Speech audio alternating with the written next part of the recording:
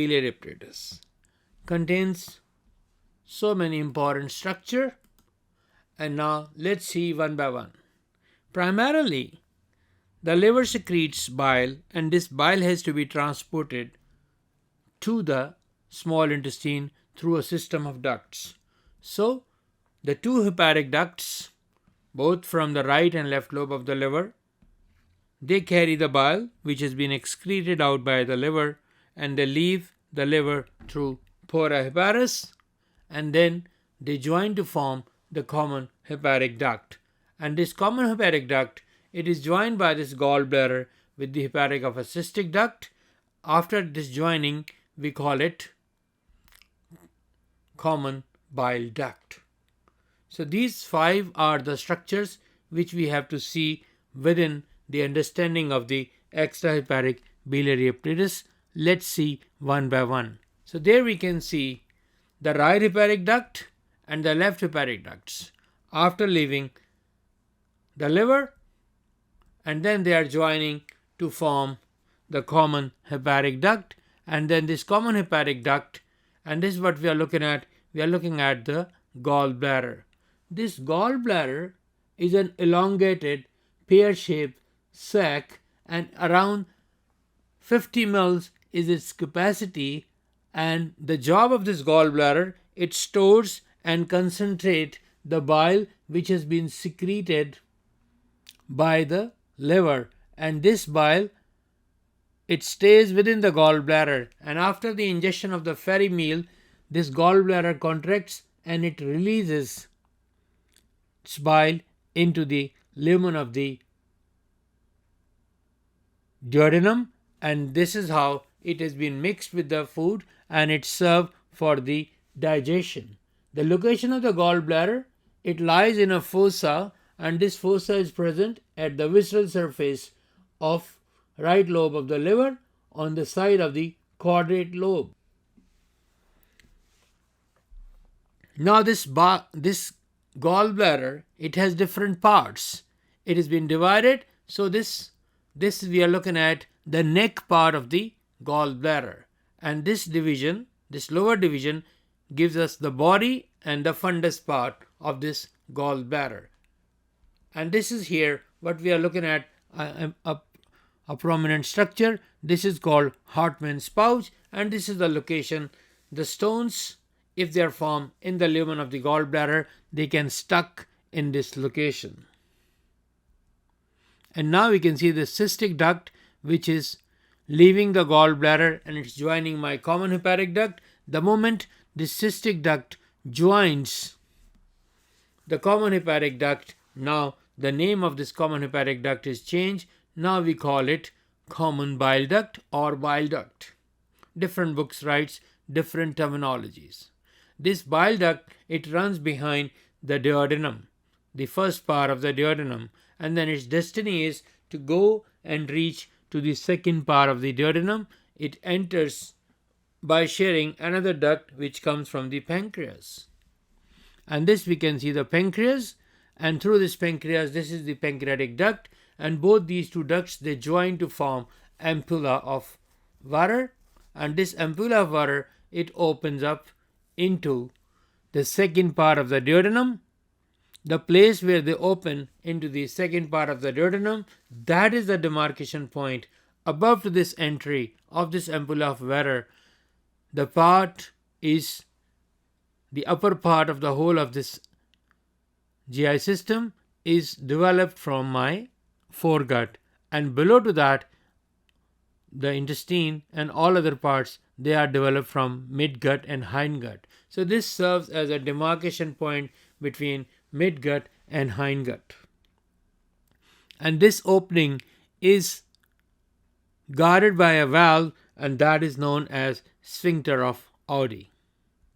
Now we are looking at the association of the extrahepatic biliary apparatus with the neighboring structures. So you can see very clearly here you are looking at the gallbladder, the cystic duct, two hepatic ducts making common hepatic duct, and this common hepatic duct, after joining by this cystic duct, we call it common bile duct, and as I told you, it runs behind the first part of the duodenum, and then its destiny is going towards the second part of the duodenum, and where it joins with this pancreatic duct, and they open up in this second part of the duodenum. At the ampulla of Varer, they join to make this ampulla of Varer that opens in the major papillae. Sometimes we had an accessory pancreatic duct, and that opens separately in the second part of the duodenum.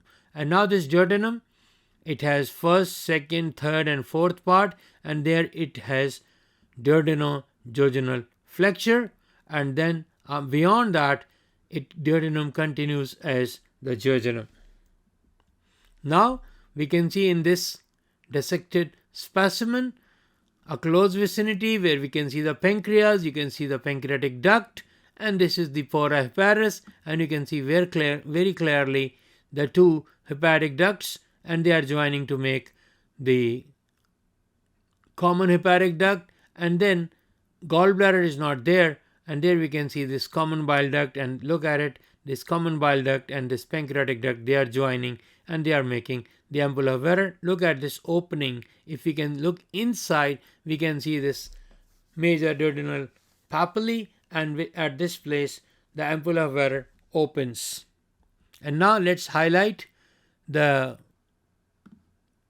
two hepatic ducts, common hepatic duct and common bile duct, and this is my pancreatic duct. Look at through these small ducts, they are opening, numerous ducts they are opening within this central main pancreatic duct. Why this triangle is so important, which you can see here. First, let's look at its boundaries. So we can see there is a cystic duct. Let's try to look at the cystic duct, and this is where the cystic duct is here, and that is contributing to its boundary, one of the boundary, and the second boundary is my common hepatic duct. So this is where we have the common hepatic duct is coming in the play, and then we have the inferior surface of my liver. So look at, this is the triangle, cystohepatic triangle of the Collet, and what are its contents? Primarily it contains the right hepatic artery, which is a branch from my hepatic artery proper. We have the cystic artery, and then we have one lymph node, and that is cystic lymph node of the Lund. So these are the content. Now why this triangle is very significant? Because before the removal of the gallbladder, it's a must the surgeon should clear this triangle to identify these structures, because in this triangle there are fair enough chances of having aberrant segmental right hepatic ducts, and arteries are usually encountered, and these accessory hepatic ducts terminates either into the gallbladder or into the common hepatic duct or even into the bile duct, and are responsible for oozing of the bile from the wound after cholecystectomy. So identification of cystohepatic triangle and its content helps the surgeon to locate the pericle of the gallbladder and its ligation in the cholecystectomy. So the errors occur during the removal of the gallbladder surgery due to the failure to appreciate the common variations of the extrahepatic biliary system, and this happens especially when the right hepatic artery in this triangle present as caterpillar-like loop, and which may inadvertently clamped, ligated along with the cystic pedicle and cut, leading to profuse bleeding. So there are fair enough chances of complication which can occur, and the cystic node of the Lund, it's a solitary node and it is present in the apical part of this triangle, and it receives most of the lymph from the gallbladder and is constantly found enlarged in cholecystitis. Now we are looking at the extrahepatic biliary apparatus. For that, let me give you some orientation. This is my right lobe of the liver, and this is the fossa for the gallbladder. the gallbladder has been moved out of its fossa. And now you can see very clearly this structure. And this structure is what? This is my left hepatic duct. And you can see there is another structure which is going towards the right side. That's my right hepatic duct. The place where my left and the right hepatic ducts, they join to form this structure which I'm lifting, and that structure is my common hepatic duct. And if you pay attention to this gallbladder, you can see here, this is my cystic duct. And the time when cystic duct joins this common hepatic duct, after this joining, after this union, now we call this structure which I'm lifting upwards, that is my common bile duct. And then this common bile duct, it runs down and it goes behind. You can see that it's going behind this duodenum and it is approaching towards, this is the first part of the duodenum. Now we were looking at the common bile duct, and this is my common bile duct. Let me lift it for you. This is my common bile duct, and then you can see this common bile duct is going towards my duodenum and it's going behind the duodenum.